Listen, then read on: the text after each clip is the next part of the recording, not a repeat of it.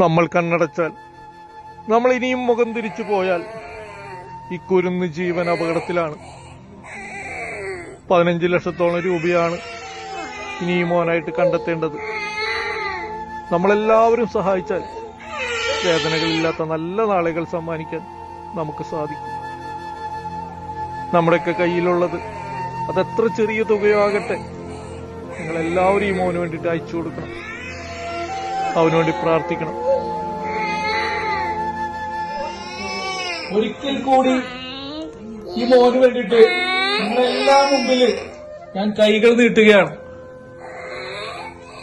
ആദ്യം ഒരു കാര്യം പറയട്ടെ, നിങ്ങൾ കഴിയുമെങ്കിൽ ഈ മോനുള്ള സഹായങ്ങള് ഈ വീഡിയോയിൽ കൊടുത്തിരിക്കുന്ന സ്കാനർ ഉപയോഗിച്ചിട്ടോ കുറച്ചു സമയം ഈ പൊന്നു മോന് വേണ്ടിയിട്ട് മാറ്റിവെച്ചിട്ട് കൊടുത്തിരിക്കുന്ന അക്കൗണ്ട് വഴിയോ അയക്കാനായിട്ട് ശ്രമിക്കുക.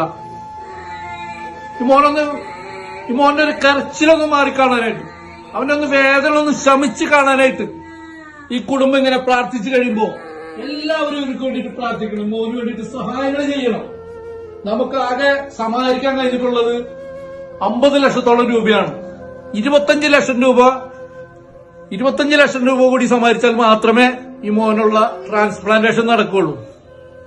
ഈ വീഡിയോ കാണുന്ന ഓരോരുത്തരും നിങ്ങളുടെ കയ്യിലുള്ളത് കൊടുത്തിട്ട്, നമ്മുടെയൊക്കെ മക്കള് ഇന്ന് എത്ര സന്തോഷത്തിലാണ് കഴിയുന്നത്.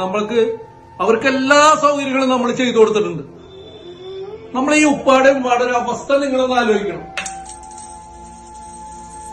ചെന്നൈ MGM ഹോസ്പിറ്റലിനടുത്ത് ഇങ്ങനെ വാടക വീട്ടില് തന്റെ പൊന്നു മോനെ കൊണ്ട് ഇങ്ങനെ ദുആ ചെയ്ത് കഴിയാൻ മാത്രം വിധിക്കപ്പെട്ട പാവങ്ങളാണ്.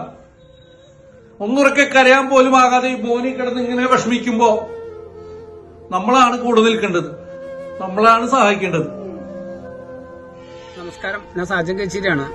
കണ്ണൂരിലുള്ള റൈഹാൻ മോന്റെ ട്രീറ്റ്മെന്റിന് വേണ്ടിയിട്ടുള്ള ഫണ്ട് നമുക്ക് ഏകദേശം ഒരു 50 ലക്ഷം രൂപകളാണ് ഇപ്പോൾ വന്നിട്ടുള്ളത്.